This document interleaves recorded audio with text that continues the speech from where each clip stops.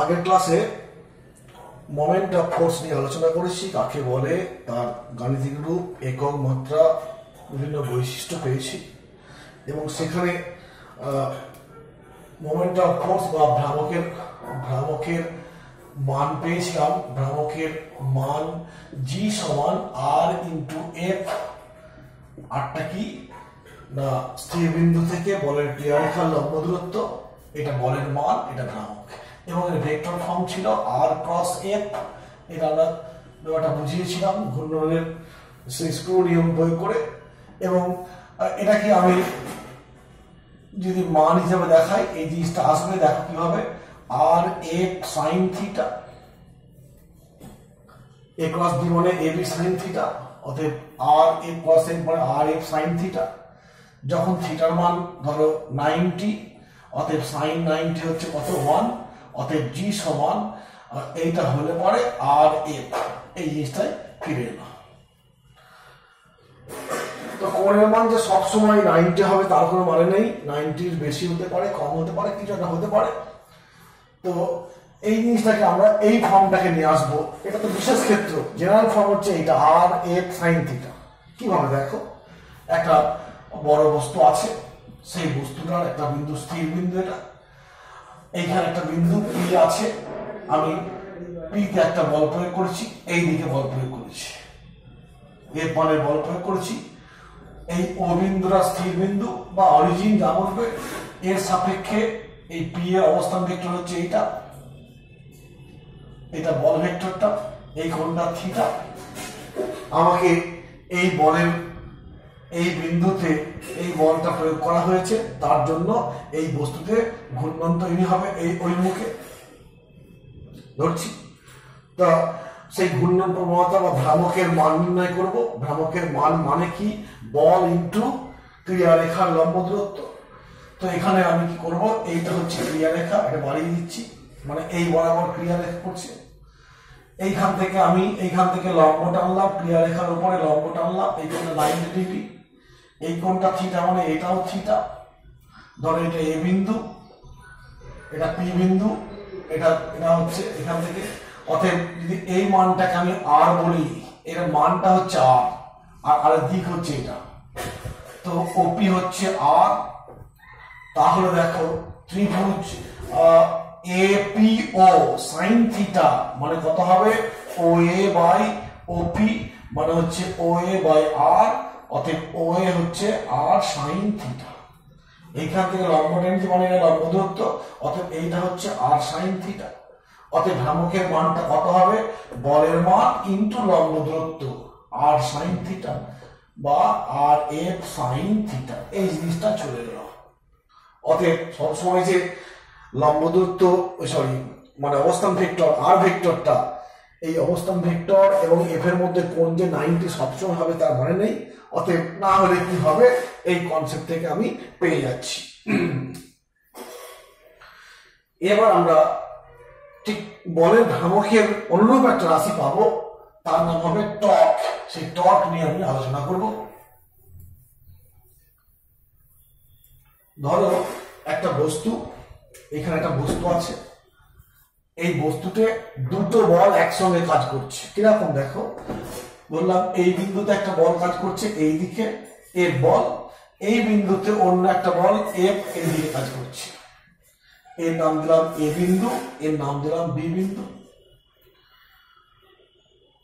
এইভাবে দুটো বল কাজ করছে। বল দুটো কেমন দেখো, সমান মানের বল, আর কি অভিমুখটা বিপরীতমুখী, আর কি সমান্তরাল, মানে এই রেখা দুটো পরস্পর সমান্তরাল হয়। ঠিক সেই অনুযায়ী বলবো কি, বল দুটো কেমন বল, সমমুখী, বিপরীতমুখী, সমান্তরাল এবং সমান মানের বল এই বস্তুতে কাজ করছে, এবং তার জন্য এই বস্তুতেও কিন্তু ঘূর্ণন তৈরি হবে। কিরকম হবে না, দেখো আমি এটাকে যোগ করলাম, তো কোন একটা বিন্দু সাপেক্ষে দেখবো এই বস্তুতে ঠিক এই অভিমুখে ঘূর্ণন তৈরি হচ্ছে। এরকম বল প্রয়োগ করছে মানে কি, বস্তুতে এরকম ঘূর্ণন তৈরি হচ্ছে। তো এইরকম বলকে বলবো কি, কাপল অফ ফোর্স বা যুগ্ম বল। কি বললাম, কাপল অফ ফোর্স, বাংলায় বলা হয় দ্বন্দ্ব। দুটো বলকে বলবো দ্বন্দ্ব বা কাপল অফ ফোর্স। কিরকম বলটা বললাম, কাকে বলবো? সমান সমান্তরাল ও বিপরীতমুখী দুটি বলের সংস্থাকে বলে দ্বন্দ্ব বা কাপল অফ ফোর্স। দ্বন্দ্ব বা কাপল অফ ফোর্স বললেই হলো অর্থাৎ আরো বলবো কি যুগ্ম বল। কি বলবো? যুগ্ম বল মানে দুটো বল, কাপল মানে দুটো, এবং তাকে আরো ভালো করে বলবো কি দ্বন্দ্ব। তো একটা বস্তুতে উপরে দ্বন্দ্ব ক্রিয়াশীল হয়েছে, দ্বন্দ্ব ক্রিয়াশীল হলে কি হবে? বস্তুতে ঘূর্ণন তৈরি হয়। একটা বস্তুতে মানে দ্বন্দ্ব বা কাপল ক্রিয়াশীল হলে পরে সেই বস্তুতে ঘূর্ণন তৈরি হয়। তো দেখো এখানে বল দুটোর মধ্যে লম্ব দূরত্ব কত? এরকম ভাবে দেখা হবে। এটা হচ্ছে দ্বন্দ্ব। দ্বন্দ্ব মানে কি? এখানে দ্বন্দ্বের বল দুটো এরকম 1,1 দ্বন্দ্ব। তা এই দ্বন্দ্বের বল দুটির মধ্যে লম্ব দূরত্ব কত? দেখো এই একটা বলের এইদিকে ক্রিয়ারেখা, এই বলটা এইদিকে ক্রিয়ারেখার মধ্যে যে লম্ব ডিস্টেন্স তাকে বলবো লম্ব দূরত্ব। এখানে বললাম এবি। এখন এর বাস্তব উদাহরণ দেখো, তোমরা বুঝতে পারবে। ট্যাপ দিয়ে যখন আমি জল বার করি, একটা ট্যাপ, কলের ট্যাপ, ওই যে তোমার বাড়িতে জলের লাইন আছে, সেখানে ট্যাপের দেখবে মাথাটা ঠিক এরকম থাকে, ঠিক এইভাবে লিভারটা নিচের দিকে আছে, আর ট্যাপের হ্যান্ডেলটা ঠিক এরকমই। দেখো তো আমরা কি করি? দুটো আঙুল দিয়ে, এই আঙুলটা দিয়ে এদিকে বল প্রয়োগ করি, আর বুড়ো আঙুলটা দিয়ে এইদিকে বল প্রয়োগ করি। দেখো এটা এইদিকে, এটা এইদিকে, অর্থাৎ একসঙ্গে দুটো বল প্রয়োগ করছি। ঠিক এরকম ভাবেই দিয়ে দুটো বলের প্রয়োগে বস্তুতে কি হচ্ছে? ঘূর্ণন তৈরি হচ্ছে। বস্তুতে ঘূর্ণন তৈরি হলো। তাই বলা হয় যে তোমার একটা বস্তুর উপর সমান সমান্তরাল বিপরীতমুখী বলের প্রয়োগে বস্তুতে যে ঘূর্ণন প্রবণতার সৃষ্টি হয় তাকেই বলবো ওই কাপলের মোমেন্ট বা দ্বন্দ্বের ভ্রামক। এক কথায় বলবো কি? টর্ক। আমরা টর্ক নিয়ে আলোচনা করছি, এখন বললাম কথাটা টর্ক। তো বস্তুর উপরে টর্কের সংজ্ঞা বলতে হবে। টর্ক একে টাও দিয়ে প্রকাশ করা হয়। টাও, এটা টাও চিহ্ন, TAO, টাও। কি? TAO, টাও হলো। কি বলবো? বস্তুর উপরে দ্বন্দ্ব ক্রিয়াশীল হলে, কোন বস্তুর উপর যখন দ্বন্দ্ব ক্রিয়াশীল হয়, সেই দ্বন্দ্বের বাহু, এই লম্ব দূরত্ব থেকে দ্বন্দ্বের বাহু বলা হয়। দ্বন্দ্বের বাহু এবং ওই দ্বন্দ্বের একটি বলের সমন্বয়ে বস্তুতে যে ঘূর্ণন প্রবণতার সৃষ্টি হয় তা কি বলবো? ওই দ্বন্দ্বের ভ্রামক বা মোমেন্ট অফ কাপল, বা এক কথায় বলবো টর্ক। কি বলবো? কোন বস্তুর উপর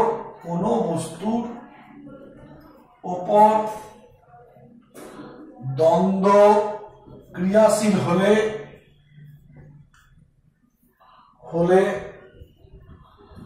দ্বন্দ্বের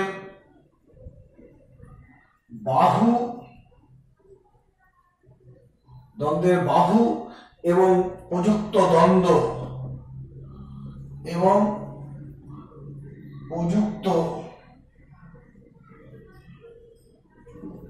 দ্বন্দ্বের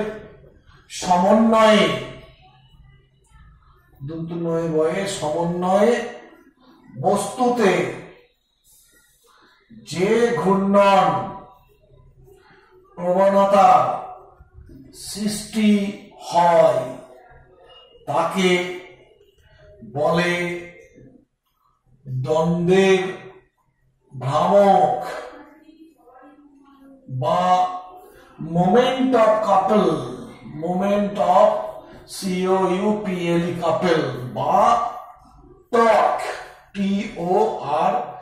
TORQUE, বাংলায় বলবো টর্ক হলো।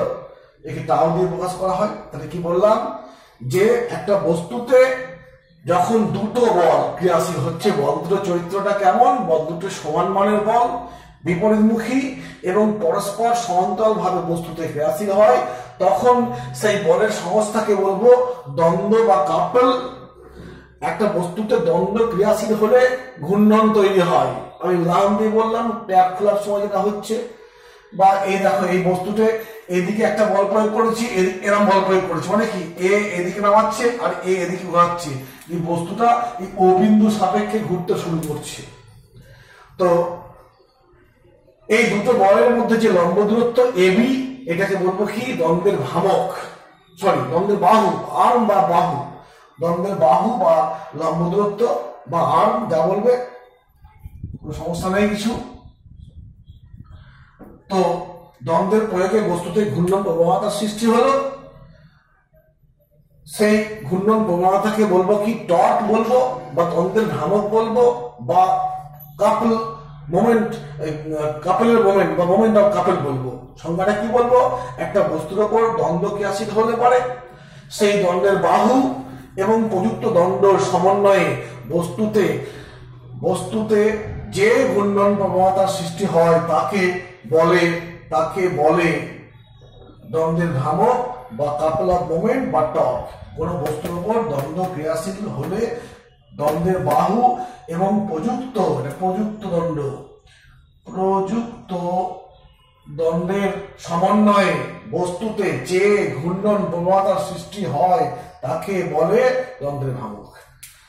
এখন এই ভ্রামকের কনসেপ্টটা দেখো, ঠিক আগে আমরা পড়েছি বলের ভ্রামক, ঠিক সেরকমই কনসেপ্ট। বলের ভ্রামকে কিন্তু বস্তুতে ঘূর্ণন প্রবণতা সৃষ্টি করে, আবার এই দ্বন্দ্বের ভ্রামকও প্রবণতা সৃষ্টি করছে। ওখানে একটা বল ছিল, এখানে দুটো বল একযোগে কাজ করছে, এই হলো বিষয়। মানে শুধু একটু পার্থক্য, কিন্তু দেখবো আমরা যে দ্বন্দ্বের ভ্রামক বা টর্ক আর বলের ভ্রামক দুটোই কিন্তু তোমার একই জাতীয় রাশি, দুটোর একক, মাত্রা, এগুলো সবই একই। এরকম দেখবো, একটু পরে বলছি সেই বিষয়টা। আগে আমরা বলি যে টর্কের মানটা কত হবে। টর্কের একক পেয়েছি, টর্কের সংজ্ঞা পেয়েছি। দ্বন্দ্বের ভ্রামককে বলবো টর্ক। অতএব টর্কের মানটা কি হবে, দ্বন্দ্বের যে কোনো একটি বল ইনটু বল দুটি লম্ব দূরত্ব। তাহলে সেই যে ছবিটা আমি এঁকেছিলাম, এইদিকে ধরো এফ বল, এইদিকে এফ বল, বিপরীতমুখী সমান বল, এ বিন্দু বি বিন্দু, এই বিন্দু সাপেক্ষে ঘুরছে। তাহলে বলবো একটা বল টাও সমান একটা বল ইনটু লম্ব দূরত্ব কত এবি। এটা হচ্ছে বলের তোমার টর্কের মান, এবং এর ভেক্টর রূপ ঠিক আগের মতই হবে, টাও সমান, যদি এটাকে আর দিয়ে প্রকাশ করি, আর ক্রস এফ। টাও আমরা আগে পেয়েছিলাম মোমেন্ট সমান আর ক্রস এফ। দেখো একই জাতীয় রাশি আসছে, এক্ষেত্রে আমি একটা বলের কনসেপ্ট নিয়েছিলাম, এখানে দুটো বলের কনসেপ্ট আসছে, রাশিটা কিন্তু একই, এও ঘূর্ণন প্রবণতা সৃষ্টি করছে, এও ঘূর্ণন প্রবণতা সৃষ্টি করছে, ঠিক আছে। এবং এই টর্কের দিকটা কি হবে, টর্ক হচ্ছে সেই, মনে রাখবে, ঘূর্ণন প্রবণতা সৃষ্টি করছে মানে একটা ভেক্টর রাশি এবং কৌণিক ভেক্টর, তার দিকটা হবে কৌণিক ভেক্টর। দিক কোন দিকে হয় স্যার, অক্ষ বরাবর হয়।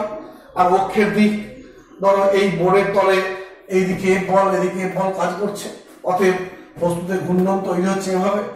ঘূর্ণন অক্ষটা এই ও বিন্দু দিয়ে এই দিকে বা ওই দিকে অন্তর্মুখী বহির্মুখী পরস্পর বিস্তৃত, এবং সেই অক্ষের একটা দিক থাকবে, ঘূর্ণনের দিক অনুযায়ী সেই অক্ষের দিক ঠিক হবে। তো দেখো আমি এই বল দুটো প্রয়োগে বস্তুতে এই দিকে ঘূর্ণন তৈরি হচ্ছে, অ্যান্টি ক্লকওয়াইজ ঘূর্ণন তৈরি হচ্ছে। আমি একটা স্ক্রু নেব, এই ও বিন্দুতে বসাবো, এই ঘূর্ণনের দিক অনুযায়ী স্ক্রুকে ঘোরাবো, স্ক্রুর ডগাটা যেদিকে যাবে সেই দিকটাই হবে টর্কের অভিমুখ।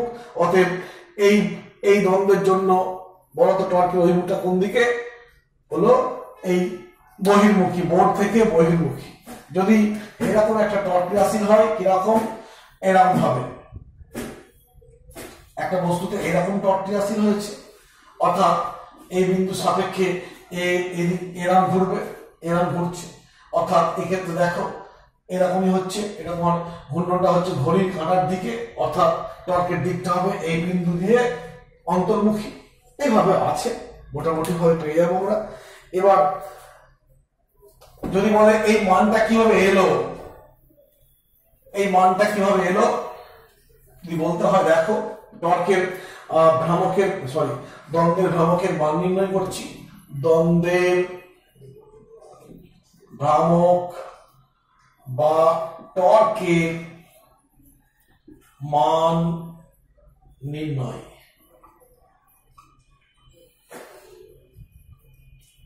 তো আমরা সেই বলের ভ্রামকের কনসেপ্ট শিখেছি। তো দ্বন্দ্বের ক্ষেত্রে দুখানা বল থাকে, দ্বন্দ্বের ক্ষেত্রে দুখানা বল থাকে।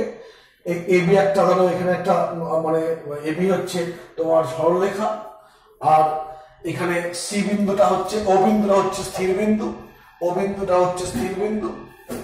তো এখানে এ বিন্দুতে এ বল কাজ করছে, অতএব ও এর সাপেক্ষে এতে ক্রিয়াশীল, ও এর সাপেক্ষে এতে ক্রিয়াশীল বলের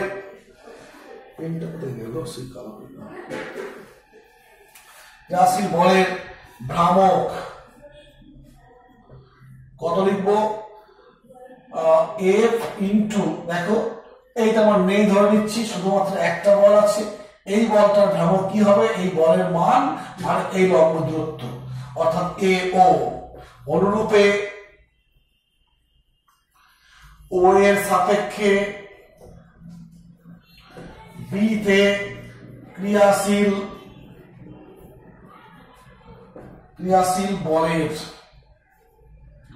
বলের ভ্রামক, ক্রিয়াশীল বলের ভ্রামক তোমার কত হবে না, এফ ইন্টু ও বি। অতএব ও তে নেট ভ্রামক বা মোট ভ্রামক তাকে আমরা কি টাও দিয়ে প্রকাশ করছি, কত, এফ ইন্টু এ ও প্লাস এফ ইন্টু ও বি। অতএব এফ সমান এ ও প্লাস ও বি, টাও সমান এফ ইন্টু এ বি। অর্থাৎ টর্ক সমান বল ইন্টু বাহু, দ্বন্দ্বের বাহু। এই জিনিসটা আমি লিখেছিলাম, প্রমাণ করে দিলাম। এই হয়ে গেল টর্ক সংক্রান্ত আলোচনা গেল। টর্কের একক ঠিক মোমেন্টের এককের মতো হবে, কারণ এর একক দেখো সিজিএস, এখানে লিখছি একক, সিজিএস একক, বল ইন্টু বাহু মানে সরণ বা দৈর্ঘ্য, বল ইন্টু দৈর্ঘ্য মানে কি, সিজিএস একক হবে ডাইন ইন্টু সেমি, আর এসআই একক কি হবে নিউটন ইন্টু মিটার বা এক কথায় জুল। মাত্রা কি হবে, ঠিক মাত্রাটা হবে এম এল স্কয়ার টি মাইনাস 2, বলের মাত্রা ইন্টু দৈর্ঘ্যের মাত্রা গুণ করলে। অর্থাৎ দেখো বলের ভ্রামক আর টর্ক এই দুটো রাশির একক, মাত্রা, তারপরে রাশিমালা, এগুলো থেকে মোটামুটি পেয়ে যাচ্ছি যে একই রকম দুটো রাশি। প্রকৃতপক্ষে একটা বস্তুতে যখন টর্ক ক্রিয়াশীল হয় কি হয় বললাম, ঘূর্ণন তৈরি হয়, ঘূর্ণন তো বিশুদ্ধ ঘূর্ণন। আচ্ছা আমি লিখছি বলছি, বস্তুতে যখন টর্ক ক্রিয়াশীল হয় তখন কি হয়, বিশুদ্ধ ঘূর্ণন হয়। ব্যাপারটা এরকম, এই দ্বন্দ্বটার মধ্যে দুটো বল আছে, অতএব নেট বলটা কত, নেট বল একটা বল ধরো এইদিকে এফ বল, আর একটা বল এইদিকে বল মানে কি প্লাস, এটাকে মাইনাস বললাম, এই বলটাকে এই দিকের বলটাকে প্লাস বললে এই দিকের বলকে মাইনাস বলতে হবে, অর্থাৎ সিস্টেমটা নেট বল, এই একটা বল যুক্ত এই একটা বল, এই একটা বল আর এই বলটা এই দিকে মাইনাস লিখেছি। নেট বলটা কত? শূন্য। নেট বল শূন্য। বস্তুতে যদি নেট বল শূন্য হয় সেখানে কোনো সরণ ঘটে না, অর্থাৎ সরণ শূন্য। নেট বল শূন্য হলে মানে সরণ শূন্য। অতএব টর্ক কি করবে? অতএব টর্ক বস্তুতে কোনো সরণ ঘটায় না, বস্তুতে বিশুদ্ধ বিশুদ্ধ ঘূর্ণন তৈরি করে। মনে রাখবে, টর্ক বস্তুতে বিশুদ্ধ ঘূর্ণন মানে পিওর শুধু ঘুরছে, কোন রকম সরণ টন রৈখিক সরণ হবে না। কিন্তু বলের ভ্রামকে যে কনসেপ্টটা দিয়েছিলাম সেক্ষেত্রে আমি যদি হাকে এই বিন্দুটা স্থির হলো, অনেক সময় কি হচ্ছে এ সরে যেতে পারে, অর্থাৎ ঘুরতে ঘুরতে তুমি টেবিলের উপরে একটা পেনকে রেখে দেবে, তুমি এই এক পাশে বল প্রয়োগ করবে, দেখবে পেনটা ঘুরছে সঙ্গে সঙ্গে একটু সরছে। যদি এটা যদি স্থিরভাবে আবদ্ধ না থাকে, যদি ফিক্স না করা থাকে, অর্থাৎ বলের ভ্রামকের জন্য ঘূর্ণন তৈরি হয় কিন্তু সেটা অনেক সময় বিশুদ্ধ হয় না। কিন্তু টর্ক ক্রিয়াশীল হলে অবশ্যই বিশুদ্ধ ঘূর্ণন হবে। কেন না, এখানে দেখো এই বস্তুটার উপরে টর্ক ক্রিয়াশীল হলে মানে কি, এদিকে একটা বল এদিকে একটা বল, সমান বিপরীত বল কাজ করছে, অতএব নেট বলের মান শূন্য। আর নেট বল শূন্য হলে সরণ শূন্য হয়, অতএব তাহলে সেই বল দুটো কি করছে? ঘূর্ণন তৈরি করছে। তাই বলা হয় টর্ক বস্তুতে বিশুদ্ধ ঘূর্ণন তৈরি করে। বলের ভ্রামক, আমরা যে বলের ভ্রামকের কথা বলেছি, একটা বস্তুতে এখানে বল প্রয়োগ করছি, এটা হচ্ছে বলের ক্রিয়ারেখার দূরত্ব। এই ক্ষেত্রে ঘূর্ণন তৈরি হচ্ছে, কিন্তু এই ক্ষেত্রে যদি আর কোনো বল নেই, অতএব এই বলটাকে ব্যালেন্স করার মতো কেউ নেই, অতএব এই ক্ষেত্রে অনেক সময় এই দণ্ডটা সরে যেতেও পারে, অর্থাৎ সরণ ঘটতেও পারে। ঘূর্ণন তৈরি হবে, সেই সঙ্গে সরণও তৈরি হতে পারে। অতএব এইটাকে আমি বিশুদ্ধ ঘূর্ণন সবসময় বলতে পারবো না, যদি একটু ঘুরতে ঘুরতে আমি সরে যাচ্ছি, এরম আছে। অর্থাৎ এরাম হলে মানে কি বিশুদ্ধ ঘূর্ণন হতো, কিন্তু অনেক সময় দেখো এরাম এসে এরাম ঘুরে গেল, অর্থাৎ ঘূর্ণন হলো কিন্তু সরণও হলো, অর্থাৎ একে বিশুদ্ধ ঘূর্ণন বলতে পারবো না। টর্কের জন্য বলবো বস্তুতে বিশুদ্ধ ঘূর্ণন তৈরি করে। তবে মনে রাখবে, যখনই একটা বলের ক্রিয়ায় বস্তুতে ঘূর্ণন তৈরি হয় সেখানে কিন্তু অন্য একটা বলও, যেটা বলছিলাম যে টর্ক প্রয়োগে বিশুদ্ধ ঘূর্ণন তৈরি করা যায়, আর বলের ভ্রামক দ্বারা বিশুদ্ধ ঘূর্ণন তৈরি হতেও পারে আবার নাও হতে পারে। যদি এমন হয় যে বলের ভ্রামকের দ্বারা বিশুদ্ধ ঘূর্ণন তৈরি হচ্ছে, কোথায়? ধরো একটা দরজা আছে, সেই দরজার তোমার এক প্রান্ত তোমার কবজার সঙ্গে আটকে আছে, আর অন্য প্রান্তে দরজার এক প্রান্ত কবজার সঙ্গে আটকে আছে। এখানে অন্য প্রান্তে তুমি বল প্রয়োগ করছো, এখানে বল প্রয়োগ করছো, দরজাটা খুলছো বা লাগাচ্ছ, সেখানে দেখবে দরজার কোনো সরণ ঘটে না, কিন্তু দরজাটা খুলে যাচ্ছে, অর্থাৎ দরজার পাল্লাটার ঘূর্ণন হচ্ছে, অর্থাৎ একটা বলের ক্রিয়ায় এখানে বিশুদ্ধ ঘূর্ণন হচ্ছে।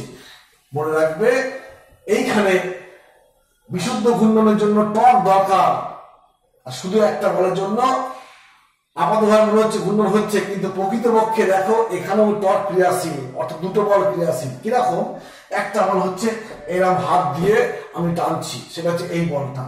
একই সঙ্গে এই কবজা কি করবে? কি এই প্রান্তে, পাল্লার এই প্রান্তে উল্টো দিকে বল প্রয়োগ করবে। ওই জন্য দেখবো অনেক সময় জোরে যদি দরজা লাগানো হয়, এই কবজা খুলে বেরিয়ে যায়। খুলে বেরোচ্ছে কেন? নিশ্চয়ই ওখানে বল ক্রিয়াশীল হচ্ছে, হলো। অতএব তোমার মনে হতে পারে যে একটা বলের দ্বারা বিশুদ্ধ ঘূর্ণন হয়, কিন্তু প্রকৃতপক্ষে সেখানেও কিন্তু বিপরীতমুখী একটা বল কাজ করছে। উদাহরণ দিলাম দরজার পাল্লা, আমি দরজার পাল্লার এই প্রান্তে হ্যান্ডেলের সাহায্যে আমি বল প্রয়োগ করলাম, দেখতে পাচ্ছি পাল্লাটা শুধুমাত্র ঘুরছে, কোনো সরণ ঘটছে না। প্রকৃতপক্ষে এখানেও কিন্তু দুটো বল কাজ করছে, একটা আমার দ্বারা ক্রিয়াশীল বল যেটা এই বল প্রয়োগ করছি, আর একটা সমান সমান এবং বিপরীতমুখী বল ক্রিয়াশীল হচ্ছে, সেটা কবজা করছে এই পাল্লার অন্য প্রান্তে, অর্থাৎ এই কবজা দিয়ে ওই দিকে বল আর আমি হাত দিয়ে এইদিকে বল। অর্থাৎ খেয়াল রাখবে, যখনই বিশুদ্ধ ঘূর্ণন হবে তোমার আপাতভাবে মনে হবে যে একটা মাত্র বল ক্রিয়াশীল হচ্ছে, প্রকৃতপক্ষে সেখানেও সমান সমান্তরাল বিপরীতমুখী দুটো বল ক্রিয়াশীল হচ্ছে। একটা সংস্থা নিজে তৈরি করছে, আর একটা তোমার কি হবে বাহ্যিক বল আমি প্রয়োগ করছি।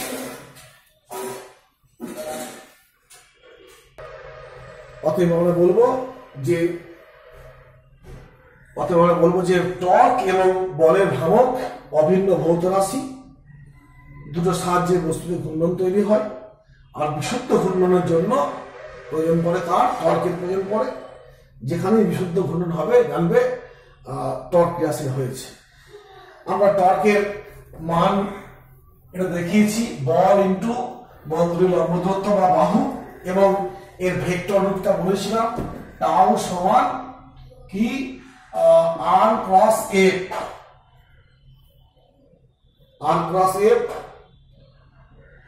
তো যদি টর্কের ক্রিয়ায় বস্তুতে ঘূর্ণনটা বাম বা অ্যান্টি ক্লকওয়াইজ হয়, বামাবর্তী হয়, তখন সেই টর্কে বলবো ধনাত্মক টর্ক, ঠিক আগের মতোই, ওই বলের ভ্রামকের মতোই। আর যদি টর্কের প্রয়োগে বস্তুটার ঘূর্ণন যদি তোমার কি হয়, তোমার বস্তুটার ঘূর্ণন তোমার ওই ঘড়ির কাঁটার দিকে হয়, তখন সেই টর্ক হবে কি ঋণাত্মক। আমরা এইটা কিভাবে পেলাম না ওই বলের ভ্রামকের কনসেপ্ট থেকে, যে আর ক্রস এফ ছিল, অথবা এটা হবে এটা, এই হলো বিষয়। এখন এই টর্কের লম্ব উপাংশ বিভাজন করব কি রকম দেখো, আমি হেডিংটা করি, টর্কের লম্ব উপাংশ। টর্কের লম্ব উপাংশ